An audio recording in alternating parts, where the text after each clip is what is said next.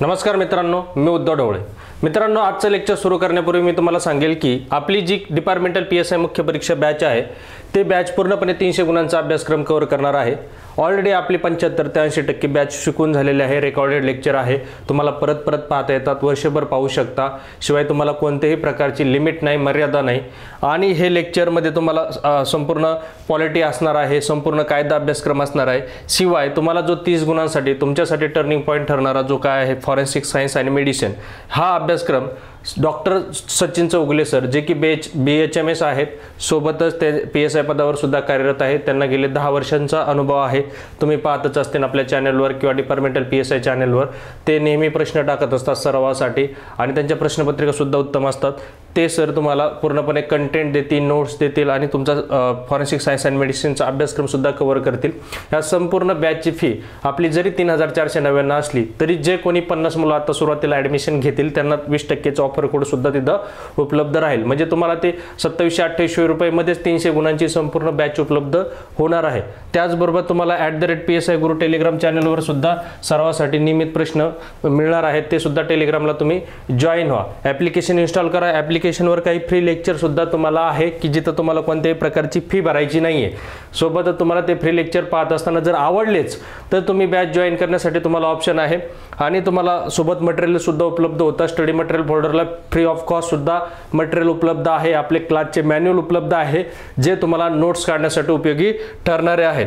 त्यामुळे मित्रांनो, आता जो काही तुम्हाला कूलिंग पिरियड किंवा जो थंडावलेला काळ मिळालेला आहे, जसं की आयोगाचे निकाल प्रलंबित असल्यामुळे परीक्षा सुद्धा थोडी लांबलेली आहे. ह्या कालावधीत तुमचे जे वीक पॉईंट आहे, जसं की ज्युव्हेनाइल जस्टिस ॲक्ट असतील, अदर कोणते मायनर असतील किंवा मेजर ॲक्ट असतील, त्या संकल्पना समजण्यासाठी किंवा ते फास्ट ट्रॅक बॅच म्हणा, रिव्हिजन बॅच म्हणून निश्चितपणे आपल्या बॅचचा तुम्हाला फायदा होईल. रोजचे 2 ते 3 तास जरी तुम्ही वेळ काढला तरी सुद्धा महिना 1.5 महिन्यात तुम्ही बॅच कव्हर करू शकता.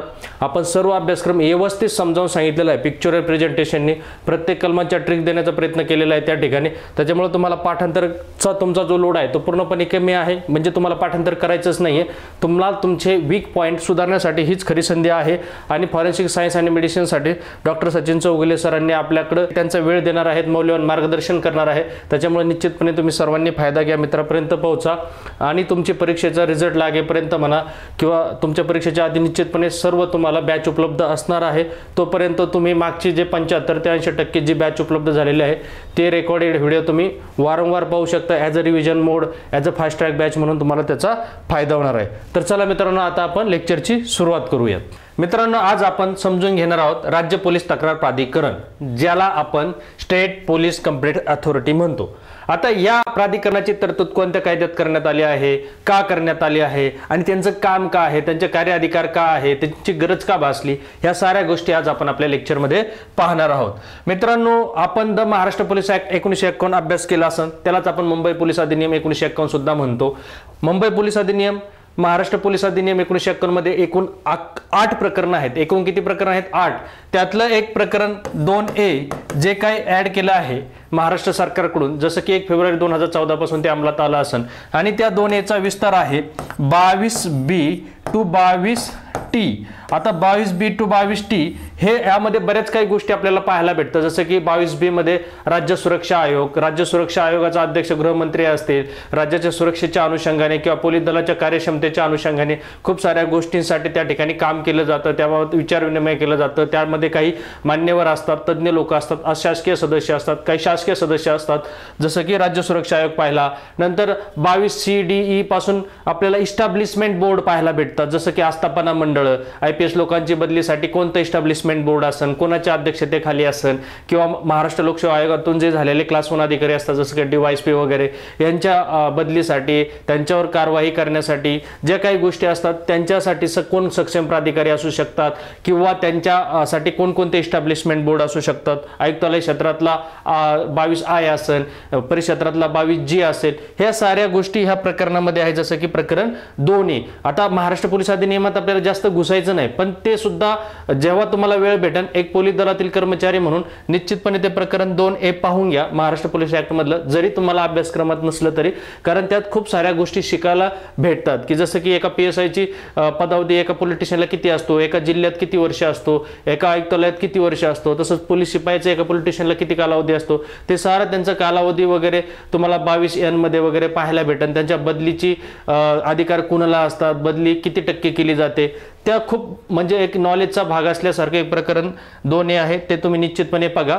आता ह्या प्रकरण 2A मध्येच आपल्याला काही कलम आहेत, 22P, 22Q, 22R, 22T, हे जवळजवळ राज्य पोलीस तक्रार प्राधिकरणाशी संबंधित हे प्रकरण किंवा हे कलम येत आहेत आणि या कलमांचा आपल्याला सविस्तर अभ्यास आज आपल्याला पाहायचा आहे मित्रांनो. आता 22P म्हणजेच काय, P फॉर पोलीस तक्रार प्राधिकरण. 22P म्हणजेच काय, P फॉर पोलीस तक्रार प्राधिकरण. अशी मी ट्रिक्स देतो, जसं की 22B राज्य सुरक्षा आयोग, B म्हणजे बॉस, कोण बॉस आहे, राज्य सुरक्षा आयोग, ऑलरेडी गृहमंत्री त्याचा अध्यक्ष असतो. असे मी ट्रिक्स त्या महाराष्ट्र पोलीस ऍक्ट मध्ये दिल्या होत्या, मुंबई पोलीस अधिनियम मध्ये दिल्या होत्या, तसं ह्या सुद्धा ट्रिक्स मी तुम्हाला देईन. 22P पोलीस तक्रार प्राधिकरण. आता ह्या पोलीस तक्रार प्राधिकरणाची का गरज पडते, जेव्हा पोलिसांकडून काही चुकीच्या गोष्टी घडतात, जसं की एखाद्याला पोलिसांनी गैरवापर केला, अधिकारांचा गैरवापर करून एखाद्याला तरतुदींचं पालन न करता अटक करणे, गैरवापर करून प्राधिकरांचा गैरवापर करून एखाद्याचं घर खाली करणं, जमीन खाली करणं, किंवा तेच पोलीस अधिकारी काय करतो, कधी कधी कोठडीमध्ये एखाद्या कैद्याचा मृत्यू घडून आणू शकतो, त्याचा जबरदुखापत घडून आणू शकतो, किंवा कस्टडीतील एखाद्या महिलेवर बलात्कार किंवा बलात्काराचा प्रयत्न त्याकडून होऊ शकतो. खूप साऱ्या अशा काही गोष्टी किंवा अपराध जेव्हा पोलिसांकडून स्वतःकडून घडतात, मग अशा वेळेस त्या पोलिसांच्या कार्यपद्धतीवर एक प्रकारचा तक्रार कोणाकडून केली जाते, एखाद्या नागरिकाकडून केली जाऊ शकते, किंवा बळी पडलेल्या त्या व्यक्तीकडून केली जाऊ शकते, किंवा त्याचं नातेवाईक असू शकतो, त्याच्या वतीने अन्य कोणतीही व्यक्ती ह्या पोलीस तक्रार प्राधिकरणाकडे तक्रार दाखल करेल की असा पोलीस अधिकारी खंडणी गोळा करतो, भ्रष्टाचार करतो, जबरदुखापतीसारखे अपराध करतोय, किंवा बलात्काराचा प्रयत्न झाला त्याच्या कस्टडीतील एखाद्या महिलेवर, किंवा बलात्कारही झालेला असेल, किंवा त्याने काय केले, एखाद्या गरीबाची जागा जमीन खाली करून दिली अमक्या आमदाराचं ऐकून. आपण ते गंगाजल चित्रपटामध्ये पाहत असन, किंवा वॉन्टेड चित्रपटामध्ये तुम्ही बघा महेश मांजरेकरचा रोल. असे काही पोलीस कर्मचारी असतात, पोलीस अधिकारी जर भ्रष्ट वागायला लागले किंवा असं काही चुकीचं काम करत असत, तर त्यांच्यावर वचक ठेवण्यासाठी हे राज्य पोलीस तक्रार प्राधिकरण आहे.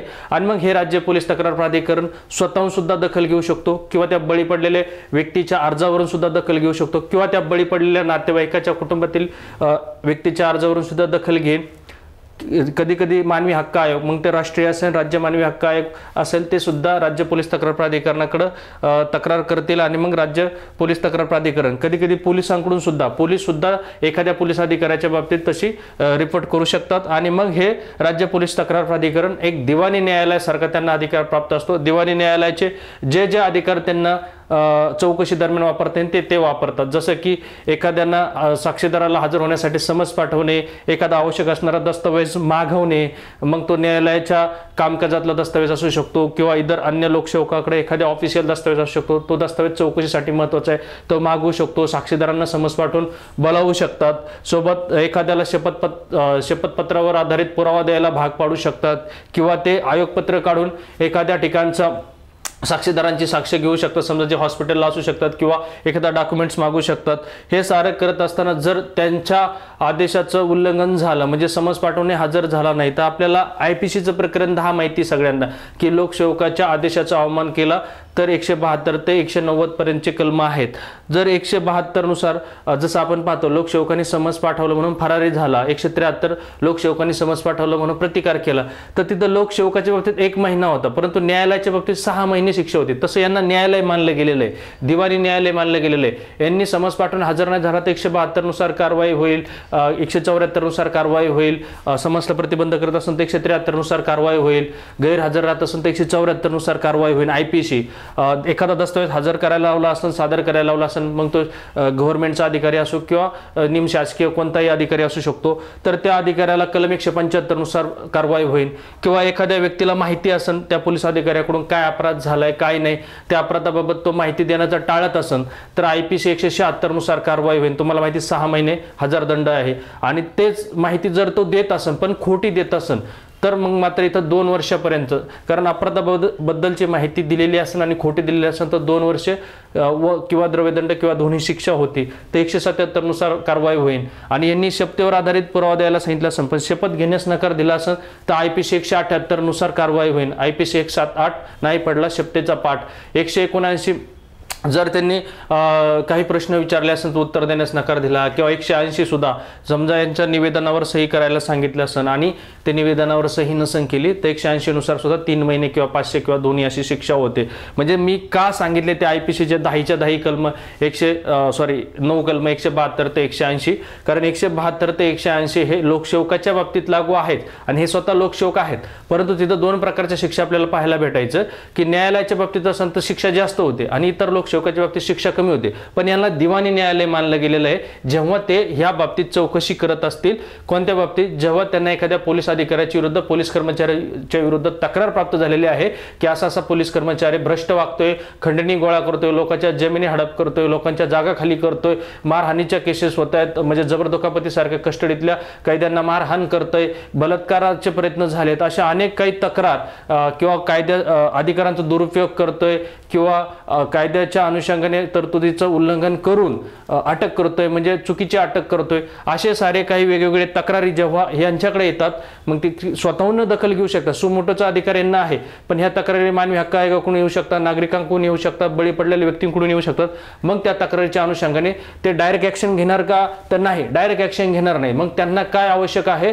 तर त्यांना चौकशी आवश्यक आहे. मग चौकशी करण्यासाठी त्यांना दिवाणी न्यायालय मानलं गेलं आणि दिवाणी न्यायालयाला जे जे अधिकार आहेत चौकशीसाठी ते अधिकार त्यांना सुद्धा प्रदान आहेत. आणि जर त्यांच्या आदेशाचं पालन नाही झालं तर ते IPCचे कलम प्रकरण 10 मधले 172 ते 180 इथं त्यांना लागू करता येईल. इव्हन CRPCचा कलम 345 सुद्धा त्यांना लागू करता येईल. 345 काय आहे? मी तुम्हाला ट्रिक्स दिली होती. CRPCचे 345 म्हणजे तुम्हाला तो नसेल पण माझ्या रेग्युलरच्या डायरेक्ट PSIच्या बॅचमध्ये सांगायचो मी. 345 कोर्टात फडकवला पंचा फडकवला म्हणजे काय? कोर्टाच्या समक्ष कोर्टाचा अवमान केला म्हणजे असं समजलं जाईल. जेव्हा कोर्टाच्या समक्ष म्हणजे ह्याच प्राधिकरणाच्या समोर जर त्या व्यक्तीने सही केली नाही निवेदनावर किंवा त्यांच्या समोर अवमान केला, त्यांच्या आदेशाचं पालन नाही केलं तर CRPC 345 नुसार सुद्धा त्यांना 200 रुपये द्रव्यदंड लागू करता येऊ शकतो. किंवा त्यांना तो द्रव्यदंड नाही भरला तर ते सक्षम दंडाधिकाऱ्याकडे त्याला पाठवतील आणि 1 महिन्यासाठी सुद्धा त्याला कारावास किंवा स्थानबद्ध करता येईल. एवढे सारे अधिकार यांना दिवाणी न्यायालयाचे ते अधिकार यांना दिले गेलेले आहे. पण कोणत्या गोष्टीत? फक्त ह्या चौकशी प्रक्रियेच्या दरम्यानच्या गोष्टी. आता यांना वाटलं की नाही आपल्या सदस्याला, एका सदस्याला त्या ठिकाणी जाऊन येणं गरजेचं आहे, भेट देणं गरजेचं आहे, ज्या पोलीस कोठडीत मृत्यू झालाय संबंधित व्यक्तीचा किंवा त्याला जबरदस्तीची इजा झाली किंवा बलात्काराचा प्रयत्न झालाय तर त्या पोलीस कोठडीला किंवा जिथं स्थानबद्ध करण्यात आलंय त्या पोलीस ठाण्यातील त्या ठिकाणी आपल्याला माहिती पोलीस ठाण्याच्या ठिकाणी आपण 2 प्रकारच्या कोठडी पाहतो. पोलीस कोठडी पण पाहतो, न्यायालयीन कोठडी पण पाहतो. ज्यांना MCR चालू असतो त्यांना न्यायालयीन कोठडीत ठेवतात, ज्यांना PCR साठी घेतले ते पोलीस कोठडीत ठेवले जातात. तर अशा कोठडींना भेट देण्यासाठी ह्या प्राधिकरणाचा कोणताही सदस्य अध्यक्षांच्या लेखी परवानगीने काय करू शकतात? ते भेट देतील आणि भेट देण्यासाठी ते सोबत एक अधिकारी ठेवतील, पोलीस अधिकारी, की जो पोलीस अधिकारी ACP लेवलचा किंवा DYSP लेवलचा असतो तो त्यांना सहकार्य करत असतो. आता हे पोलीस तक्रार प्राधिकरणाचं मी थोडक्यात माहिती दिली. आपल्याला सविस्तर जायचंच आहे परंतु तुम्हाला त्याचा गाभा कळायला हवं की पोलिसांनी केलेल्या चुकीच्या कामांची तक्रार यांनी स्वीकारायची, त्यावर चौकशी करायची आणि चौकशी करून पुढे जाऊन 22R पाहायचा आहे. रिपोर्ट, R म्हणजे रिपोर्ट, आणि शासनाला रिपोर्ट द्यायचं की यांच्या कारवाई करा. शासनाला आवडलं तर शासन शिस्तभंगाची कारवाई करेल. दखलपात्र अपराध दिसत असेल तर शासन संबंधित पोलीस स्टेशनला आदेश देईन की FIR दाखल करून पुढे कारवाई चालू करा. जर शासनाला वाटलं अहवाल नाही आवडला आपल्याला, आपल्या जवळचा माणूस आहे नको, तर ते फेटाळू पण शकतं. असं एक गमतीशीर सांगितलं मी, पण शासन तसं करणार नाही. शासनाला वाटलं की हे अहवाल व्यवस्थित नाही झालेला तर शासन पुन्हा त्यांना निर्देश देतील की तुम्ही पुन्हा एकदा सखोल चौकशी करा आणि मग आमच्याकडे अहवाल पाठवा. म्हणजे शासनावर यांचा अहवाल बंधनकारक नाहीये परंतु शासन निश्चितपणे यांच्या अहवालाचा विचार करेल. कारण यांनी जो अहवाल तयार केलेला असतो तो पूर्णपणे एक दिवाणी न्यायालयाच्या चौकशीसारखा तो अहवाल तयार केलेला असतो, कारण यांना दिवाणी न्यायालयाचा दर्जा, दिवाणी न्यायालयाचे अधिकारी आणि त्यांना दिवाणी न्यायालयच मानण्यात आलेलं आहे। आणि ह्यावेळेस चौकशी करत असताना ते साक्षीदारांचे जबाब घेतील, आवश्यक ते दस्तावेज पडताळतील, आवश्यक त्या ठिकाणी भेटी देतील। भेटी देण्यासाठी यांचे सदस्य स्वतः जातात अध्यक्षांच्या लेखी परवानगीने, अध्यक्षही स्वतः जाऊ शकतात आणि त्या अहवालाच्या आधारे त्या पोलीस अधिकाऱ्यावर, त्या पोलीस कर्मचाऱ्यावर कारवाई करायला सोपं जातं।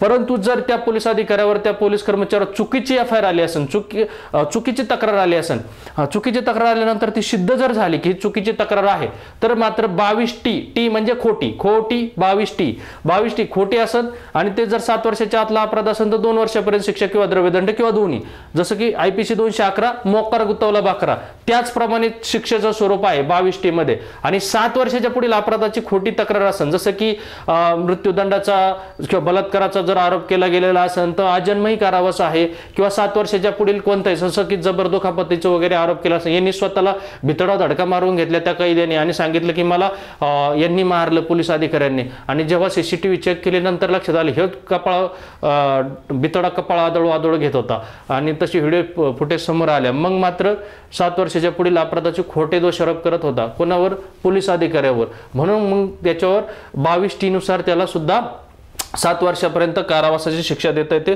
ऑलरेडी IPC 211 मध्ये जे शिक्षेचं स्वरूप आहे तेच 22T ला सुद्धा आहे। हेच कलम आहेत आणि 22 PQR आणि T हे तुम्हाला आता स्वरूप समजून सांगितलं। 22S हे काय, विभागीय पोलीस तक्रार प्राधिकरण आहे। त्याच्यामध्ये कोण कोण असतं, काय काय असतं ते मी सविस्तर सांगणारच आहे। जे अधिकार यांना आहेत तेच अधिकार 22S ला पण आहेत, थोडेसे काहीतरी बदल करून वगैरे पण आहे तेच अधिकार आहेत, जसं की दिवाणी न्यायालय त्यांना सुद्धा मानण्यात येईल जे काही विभागस्तरीय पोलीस तक्रार प्राधिकरण असेल।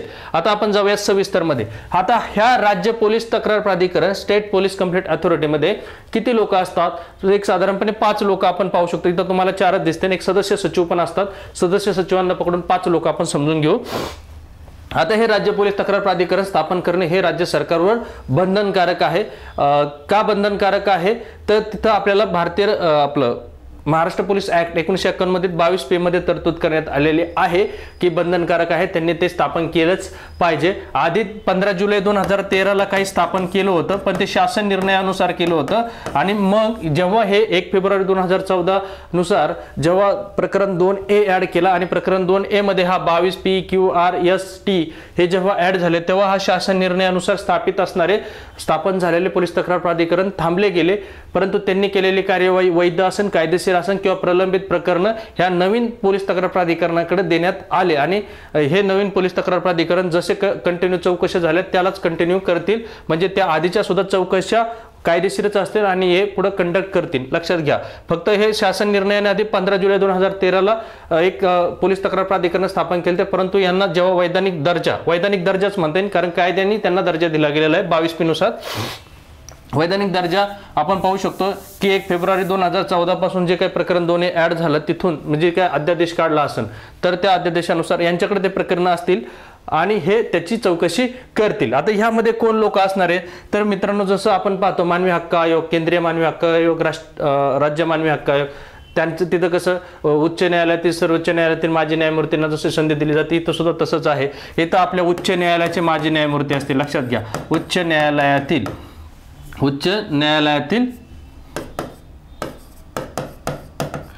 माजी न्यायमूर्ती म्हणजे रिटायर झालेली सेवानिवृत्ती हे अध्यक्ष असतील। उच्च न्यायालयातील न्यायमूर्ती पण माजी, लक्षात घ्या, माजी म्हणजे सेवानिवृत्त झालेले, विद्यमान नाही, परंतु जरी हे माजी न्यायमूर्ती असली तरी सुद्धा यांची अध्यक्ष पदावर नियुक्ती होत असते आणि त्यांची निवड करत असताना जे काय उच्च न्यायालयाच्या मुख्य न्यायमूर्तींनी निवड यादी पाठवलेली असेल किंवा नावाची यादी पाठवली असेल त्याच नावाच्या यादीतून राज्य शासनाने त्यांची निवड करायची असते, हे लक्षात ठेवा। मग उच्च न्यायालयातील जे काही माजी न्यायमूर्ती आहेत त्यांची निवड उच्च न्यायालयाच्या मुख्य न्यायमूर्तींनी पाठवलेल्या यादीतून करायची असते, पाठवलेल्या नावातून करायची असते, पाठवलेल्या नामिकेतून करायची असते। हे अध्यक्ष असतील कशाचे, स्टेट पोलीस कंप्लेंट्स अथॉरिटीचे म्हणजे राज्य पोलीस तक्रार प्राधिकरणाचे ते अध्यक्ष असतील। नंतर पुढचे सदस्य कोण असतील, पुढचे सदस्य मित्रांनो किमान पदावरील, लक्षात घ्या, किमान पदावरील कोणता, विशेष पोलीस महानिरीक्षक, लक्षात घ्या, विशेष पोलीस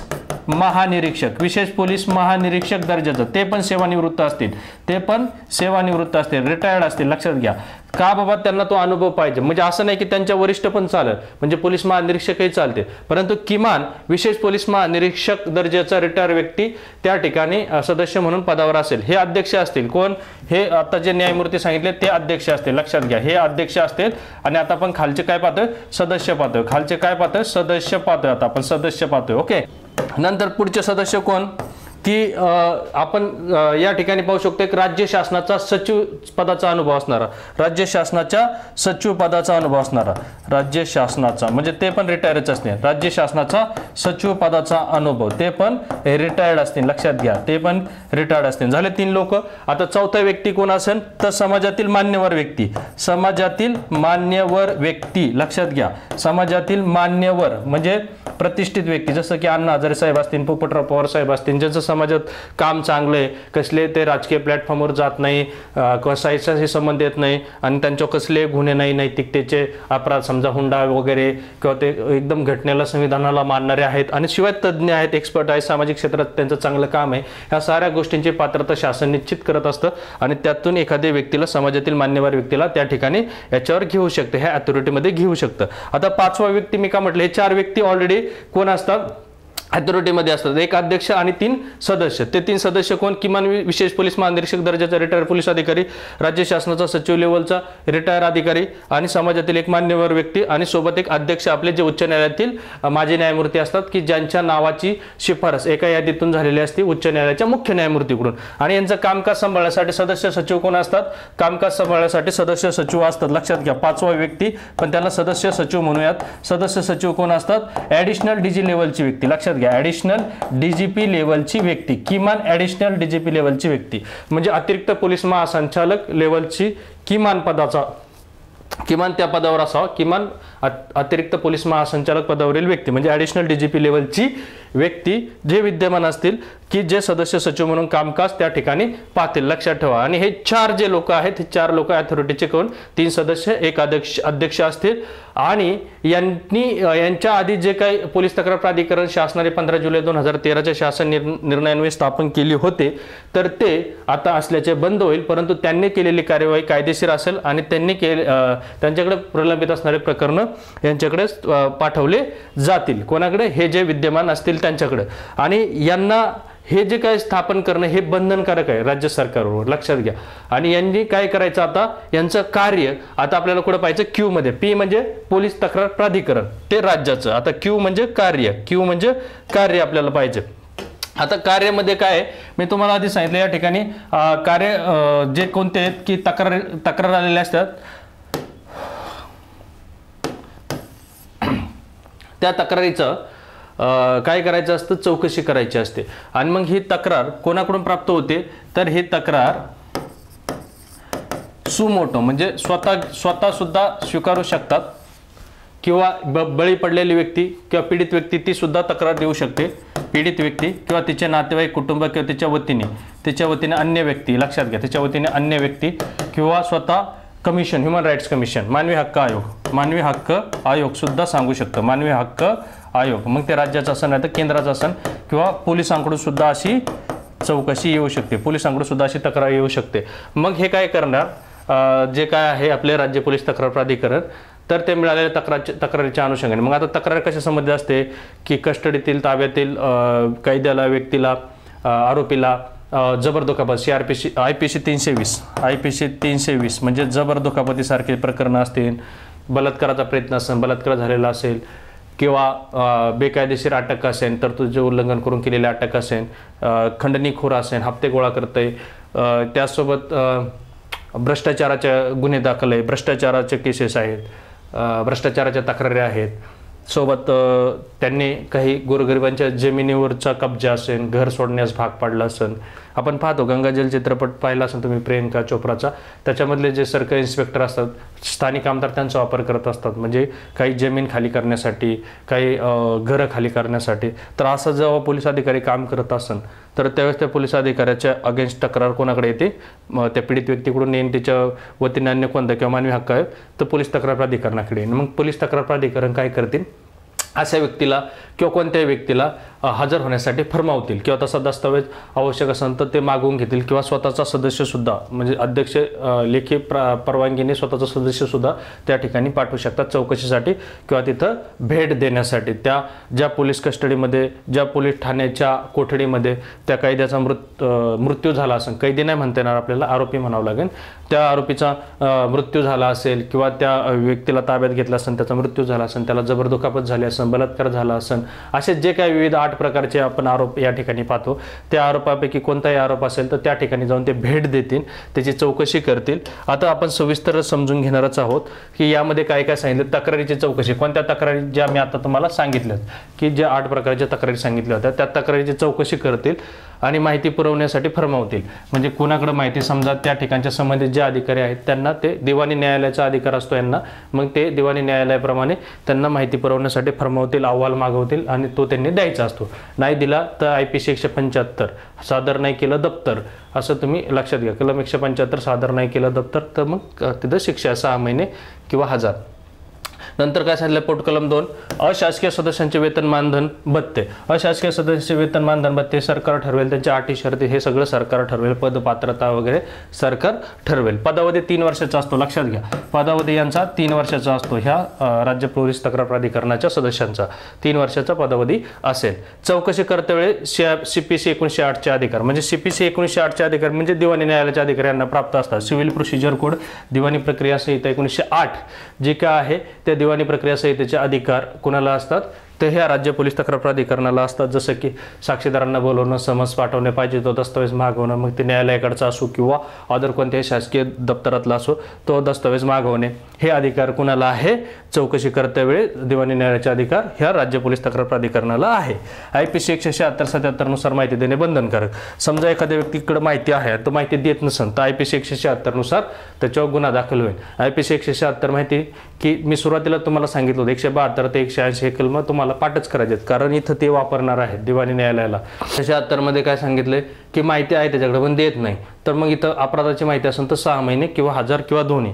आणि 177 माहिती आहे देतोय पण खोटी देतोय, खोटी देत असेल तर 2 वर्ष किंवा द्रव्यदंड किंवा दोन्ही ही शिक्षा त्या ठिकाणी होईल. म्हणजे थोडक्यात काय, माहिती देणं बंधनकारक आहे. नाही दिली तर 176, दिली पण खोटी दिली तर 177 नुसार कारवाई करता येईल. म्हणजे थोडक्यात समोरच्या व्यक्तीला माहिती देणं बंधनकारक आहे. समजा पोलीस कोठडीत मृत्यू झाला असेल, तिथं जे काही हजर इतर पोलीस कर्मचारी असतील आणि मृत्यू मात्र साहेबांकडून झालाय आणि ते पोलीस कर्मचारी जर माहिती देत नसतील, साक्ष देत नसतील तर मात्र 176-177 नुसार मात्र ते गुन्हे दाखल होते. लक्षात घ्या.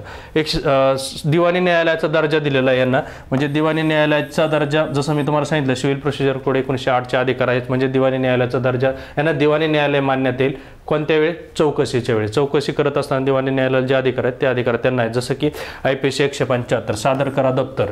जर 175 एखाद्या अधिकाऱ्याला सांगितलं दप्तर सादर करा, आम्हाला अटेंडन्स पाठवा की त्यावेळेस कस्टडीमध्ये किती किती लोकांना कायदेशीर अटक करून ठेवलं गेलं होतं, आम्हाला CCTV फुटेज पाठवा वगैरे. आणि जर ते पाठवत नसतील तर IPC 175 178 178 शपथेचा पडा पाठ, म्हणजे पुरावा देत असताना शपथ घ्यायला लावू शकतो. जर त्यांनी शपथ नाही घेतली तर 178 पण लावलं जाऊ शकतं. 179 प्रश्नाचं उत्तर दे भाऊ, नाही तर 179 तो लावला जाईल. एक अंशुनी करावी लागते सही. आता ज्या अंशुनी तक्रार केली आहे, अंशू नावाची समजा महिला आहे, तिने तक्रार केली आणि तक्रार केल्यानंतर तिने सही करायची असते निवेदनावर. जर सही नाही केली तर तिला पण 3 महिने किंवा 500 किंवा दोन्ही. आणि 278 वातावरण जर खराब करत असेल समोर चौकशीच्या दरम्यान तर 278 नुसार सुद्धा कारवाई करता येईल. आता हे अपराध जर समक्ष घडत असताना तर तुम्हाला मी सांगितलं CRPC 345 सुद्धा वापर होतो. CRPC 345 न्यायालयाचा अवमान केला जातो न्यायालयाच्या समक्ष, म्हणजे न्यायालयाच्या समोर फडकावला पंचा. 345 फडकावला पंचा म्हणजे हे ट्रिक्स आहेत माझ्या, मी ट्रिक्स सांगत चलतो, तो कायद्याचा भाग नाही हे लक्षात असू द्या. 305 फडकावला पंचा. मग 345 मध्ये काय करतात, त्यांना कारवाई सुनवाई होईपर्यंत संध्याकाळपर्यंत ताब्यात घ्यायला होतात पोलिसांना आणि त्यांना वाटलं 200 रुपये त्याच्याकडून घेतील आणि संध्याकाळी त्याला सोडून पण देतील. पण त्यांनी ते 200 रुपये नाही दिले तर सक्षम दंडाधिकाऱ्याकडे त्याला पाठवलं जातं आणि 1 महिन्यापर्यंत सुद्धा त्याला स्थानबद्ध करता येतं. हे पोटकलम 6 किंवा CRPC 345 ची ती तरतूद आहे. ओके. आता पोटकलम 7 प्रत्येक कार्यवाही न्यायिक कार्यवाही समजली जाईल. यांच्याकडची प्रत्येक कार्यवाही न्यायिक कार्यवाही समजली जाईल कारण का याला दिवाणी न्यायालयाचा दर्जा देण्यात आलेला आहे, लक्षात असू द्या. ओके. आता पीडित व कुटुंबियात, आता त्यांना त्यांना वाटलं कोणाला राज्य पोलीस तक्रार प्राधिकरणाला इथं अपराध झालाय, अन्याय झालाय, पीडित व्यक्तीला संरक्षणाची गरज आहे, साक्षीदारांना पण संरक्षणाची गरज आहे, त्याच्या नातेवाईक कुटुंबालाही संरक्षणाची गरज आहे, तसे ते शासनाला सल्ला देतील आणि शासनाने ते करायचं असतं. कारण उद्या त्यांच्यावर दबाव येऊ शकतो पोलीस अधिकाऱ्यांकडून वगैरे, किंवा त्यांना गावातून बाहेर जायला भाग पाडू शकतात, साक्षीदारांवर दबाव आणू शकतात. तर त्यामुळे त्यांना संरक्षणाची सुद्धा गरज दिली जाईल, संरक्षणाचं सुद्धा तरतूद केली जाईल किंवा तसा सल्ला दिला जाईल शासनाला.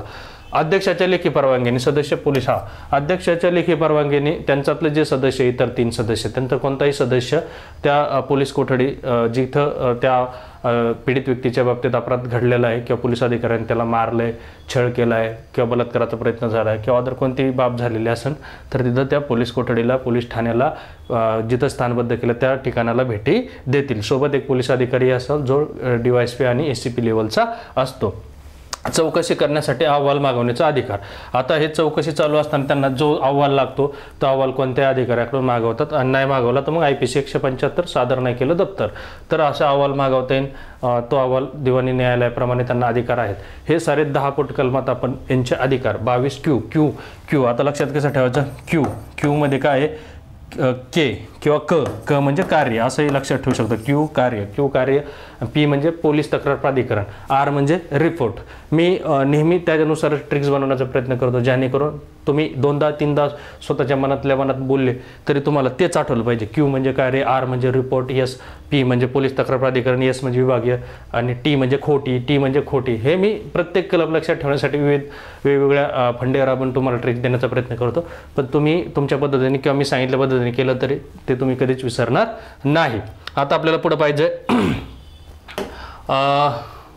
आर म्हणजे रिपोर्ट. आता काय झालंय, चौकशी केली, कोणी चौकशी केली तर आपल्या राज्य पोलीस तक्रार प्राधिकरणाने चौकशी केली आणि एक रिपोर्ट तयार केला. रिपोर्ट म्हणजे अहवाल तयार केला, चौकशी अहवाल तयार केला. ते कोणाकडे पाठवणार, शासनाकडे पाठवणार, कारण डायरेक्ट कारवाई करण्याचा अधिकार राज्य पोलीस तक्रार प्राधिकरणाला नाहीये, लक्षात घ्या. पण शासनाकडे पाठवणार. शासनाला तो बंधनकारक आहे का, अजिबात नाही, शासनावर तो बंधनकारक नाही. पण शासनाला तो अहवाल पटला, शासन स्वीकारल्यानंतर शासनाला लक्षात आलं की संबंधित पोलीस अधिकाऱ्यावर शिस्तभंगाची कारवाई करणं गरजेचं आहे, तर ते शिस्तभंगाची कारवाई करतील. आणि शिस्तभंगाची कारवाई करतील त्यानंतर ते काय करतील, ते त्यांना जर दखलपात्र अपराध त्या ठिकाणी दिसून येत असेल तर ते दखलपात्र अपराधासाठी संबंधित पोलीस स्टेशनला ते अहवाल पाठवतील, रिपोर्ट पाठवतील, आणि संबंधित जे पोलीस स्टेशन आहे त्यांच्यावर दखलपात्र अपराध CRPC 154 नुसारचे अपराध दखलपात्राची FIR दाखल करून घेतील. FIR दाखल करून घेऊन मग पुढची तपासी अधिकार कारवाई वगैरे सगळे चालू आहे. म्हणजे थोडक्यात काय, शासनाकडे अहवाल आला, शासनाला पटला, शासनाने काय केलं, शिस्तभंगाची कारवाई चालू केली, म्हणजे विभागीय चौकशी, डिपार्टमेंटल इन्क्वायरी, सोबत दखलपात्र अपराध पण दिसतोय, IPC 320चा जबरदस्त अपराध, चला FIR दाखल करायचे पण निर्देश दिले त्या संबंधित पोलीस स्टेशनला. मग संबंधित पोलीस स्टेशनमध्ये FIR पण दाखल झाली, वरून डिपार्टमेंटल इन्क्वायरी पण चालू झाली, विभागीय चौकशी, कारण शासनाने शिस्तभंगाची कारवाई चालू केली. तर हे अहवालचा झाला इफेक्ट. पण समजा शासनाला तो अहवालच पटला नाही, शासन पुन्हा काय म्हणू शकतो की तुम्ही अजून सखोल चौकशी करा, परत नव्याने अहवाल तयार करा, परत आमच्याकडे पाठवा. पण शासनाला अहवाल स्वीकारायचा नसेल त्यावेळेस शासनाला तसे लेखी कारणे द्यावा लागतात. कोणाला, ह्या प्राधिकरणाला, जसं की पोलीस जे काही तक्रार प्राधिकरण आहे त्या राज्याच्या पोलीस तक्रार प्राधिकरणाला लेखी कारणे द्यावं लागतात. आता मित्रांनो, जसं आपण PQR, आता Q आणि R पाहिलं, तेच Q आणि R चे सुद्धा स्वरूप आपल्याला ला सुद्धा अधिकार प्राप्त आहेत. S म्हणजे विभागस्तरीय पोलीस तक्रार प्राधिकरण. आता S आपण थोडक्यात समजून घेऊ. तुम्हाला हे समजलं असेल, P म्हणजे राज्याचं आहे, Q मध्ये अधिकार आणि कार्य आहे, आणि R मध्ये रिपोर्ट आहे. आता Q आणि R जो तुम्ही समजून घेतला तोच Q आणि R मधलेच तरतुदी थोड्याशा फार बदल करून किंवा आहे तशाच कुणाला पण लागू असणारे विभागस्तरीय पोलीस तक्रार प्राधिकरण, जे काय आहे 22S विभागस्तरीय पोलीस तक्रार प्राधिकरण. आता इथं बघा, विभाग आपलं प्रशासकीय विभाग असतील, जसं की पोलीस तक्रार हे कोकणचं आहे, कोकणचं विभागीय पोलीस तक्रार प्राधिकरण आहे, डिव्हिजनल पोलीस कंप्लेंट्स अथॉरिटी असं म्हणतो. तुमच्या सिलेबसच्या कॉपीमध्ये फक्त स्टेट पोलीस कंप्लेंट्स अथॉरिटी दिलेलं आहे, पण तरी पण हे राहू द्या. जर विचारलाच आयोगाने प्रश्न तर काही वेगळं काही नाही, फक्त तुम्हाला ती बॉडी लक्षात ठेवायची. इथं का कोण अध्यक्ष असेल तर अध्यक्ष कोण असेल मित्रांनो, प्रधान जिल्हा न्यायाधीश, प्रधान जिल्हा न्यायाधीश, पण रिटायर, लक्षात ठेवा. पण कसे, रिटायर्ड म्हणजे सेवानिवृत्त हे असतील अध्यक्ष, ओके. आणि नंतर सदस्य कोण असतील, सदस्य मान्यवर व्यक्ती असणारच एक, सोबत हे असणार आहेत आपले किमान SP लेवलचा अनुभव असणारा रिटायर, SP चा अनुभव रिटायर असतील. त्याचबरोबर मान्यवर व्यक्ती असणारे, मान्यवर व्यक्ती समाजातील मान्यवर व्यक्ती जसं पोपटराव पवार, अण्णा हजारे वगैरे यांचे नावं सांगितले मी. त्याचबरोबर हेडक्वार्टरचे DCP, हेडक्वार्टरचे DCP त्यांना आपण काय म्हणू शकतो, मुख्यालयाचे DCP, मुख्यालयाचे DCP, मुख्यालयाचे DCP, हेडक्वार्टरचे DCP.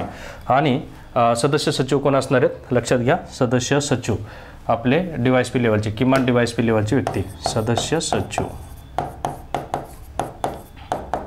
DYSP लेवलची व्यक्ती असते, लक्षात आहे. म्हणजे पोलीस उपाधीक्षक, पोलीस उपाधीक्षक लेवलची व्यक्ती सदस्य सचिव असेल. DCP मुख्यालयाचे मान्यवर व्यक्ती, किमान SP चा अनुभव असणारा पोलीस अधिकारी जो रिटायर असेल. आणि प्रधान जिल्हा न्यायाधीश जे रिटायर असतील ते लोक या ठिकाणी कोण असणार आहेत, सदस्य असणार आहेत. आणि प्रधान जिल्हा न्यायाधीश अध्यक्ष असणार, लक्षात घ्या. प्रधान जिल्हा न्यायाधीश जे रिटायर आहेत ते अध्यक्ष असणार आहेत. हे झालं विभागस्तरीय पोलीस तक्रार प्राधिकरण. इथं यांना सुद्धा अधिकार जो 22Q मध्ये राज्य तक्रार पोलीस प्राधिकरणाला जो अधिकार आहे तो अधिकार यांना सुद्धा आहे, लक्षात घ्या. जसं की मारहाणीच्या केसेस असतील कस्टडीतल्या, जसं की बलात्काराचे आरोप असतील, कोठडीतल्या मृत्यूचे आरोप असतील, पोलिसांनी खंडणी गोळा केलेले असतील, पोलिसांवर भ्रष्टाचाराचे आरोप असतात, पोलिसांनी तरतुदी उल्लंघन अटक केलेली असेल, बेकायदेशीर अटक असेल, म्हणजे CRPC 46-47 उल्लंघन केले त्यांनी, म्हणजे एखाद्या जेंट्स पोलिसांनी महिलेलाच अटक केले असं पण होऊ शकतं. किंवा त्याचबरोबर कौनाच्या जागा खाली केल्यात, जमिनी खाली केल्यात, अशा काही तक्रारी इथं सुद्धा विभागीय पोलीस तक्रार प्राधिकरणाकडे येतील. आणि विभागीय पोलीस तक्रार प्राधिकरण जे 22Q मध्ये अधिकार आहेत ते सगळे अधिकार त्या ठिकाणी त्यांना राबवता येतात, लक्षात घ्या. त्या अधिकार त्यांना राबवता येतात. त्यांनाही दिवाणी न्यायालयाचा दर्जा असेल, त्यांनाही दिवाणी न्यायालय मानता येईल. आणि ते सुद्धा 22R नुसार रिपोर्ट शासनाला देतील. जसं की राज्य पोलीस तक्रार प्राधिकरण 22R नुसार रिपोर्ट शासनाला द्यायचे, हे सुद्धा 22R नुसार रिपोर्ट शासनाला देतील. हे सुद्धा लक्षात घ्या. Q आणि Rचे अधिकार, Q आणि Rच्या तरतुदी यांना सुद्धा लागू असतील. कुणाला 2200 आणि 22P मध्ये राज्य पोलीस तक्रार प्राधिकरणाची रचना होती. आता आपल्याला पाहिजे T म्हणजे खोटी, T म्हणजे 22T खोटी असं यमक जुळतो. खोटी तक्रार केली, खोटी तक्रार केली पोलीस अधिकाऱ्याविरुद्ध आणि ती सिद्ध झाली, तर त्यावेळेस सिद्ध झाली असेल तुम्हाला माहिती CRPC 195च्या तरतुदीचं सुद्धा पालन करायचं असतं. CRPC 195 काय, लोकसेवकाच्या आव्हानाबाबत काही गोष्टी घडलेल्या असतात तर ते लोकसेवक किंवा त्याच्या वरिष्ठ अधिकाऱ्यामार्फत मान्यता देऊन ते न्यायालयात दखल घ्यायची अशी तक्रार दाखल होते. जसं IPC 211 तुम्ही पाहिलं, अगदी सेम तसंच स्वरूप आहे. 7 वर्षाच्या आतली खोटी फिर्याद होती. खोटी फिर्याद म्हणजे 7 वर्षाच्या आतली, म्हणजे त्याला आपण किरकोळ मामुली अपराध सुद्धा म्हणू शकतो. किरकोळ मामुली म्हणजे कसं 323 सारखे, त्यांनी मला शिवीगाळ केली, धमकी दिली, 504, 506 किंवा हे केलं, माझ्याशी मिसबिहेव केलं, थोडे म्हणजे ज्याला 7 वर्षाच्या आतली शिक्षा असेल अशी खोटी फिर्याद दिलेली असेल त्या पोलीस अधिकाऱ्याच्या विरुद्ध, तर त्याला 2 वर्षापर्यंत कारावास किंवा द्रव्यदंड, 2 वर्षापर्यंत कारावास किंवा द्रव्यदंड किंवा दोन्ही. जसं स्ट्रक्चर IPC 211ला सेम तसंच आहे. पण ते फिर्याद मात्र तक्रार म्हणू आपण त्याला, कोणाकडे, राज्य पोलीस तक्रार प्राधिकरणाकडे तक्रार देत असताना ती तक्रार मात्र 7 वर्षाच्या पुढील अपराधाची, लक्षात घ्या. 7 वर्षाच्या पुढील अपराधाची, 7 वर्षाच्या पुढील म्हणजे आजन्म कारावासाची असेल, मृत्यूदंडाची असेल, 10 वर्षाच्या शिक्षेची असेल, दरोडा टाकला म्हणे पोलिसांनी, तर अशी खोटी फिर्याद केली, खोटी तक्रार केली. मग अशी खोटी तक्रार केली असेल कोणाच्या अगेन्स्ट, पोलीस अधिकाऱ्यांच्या अगेन्स्ट, पोलिसांच्या अगेन्स्ट, आणि ती सिद्ध झालेली असेल चौकशी दरम्यान, तर 7 वर्षाच्या पुढील असा कोणताही अपराध असेल जो खोटा ठरला असेल तर आपल्याला माहिती CRPC 195 नुसार सुद्धा तक्रार दाखल होईल, फिर्याद दाखल होईल आणि न्यायालय त्याची दखल घेऊन पुढे चौकशी करेन.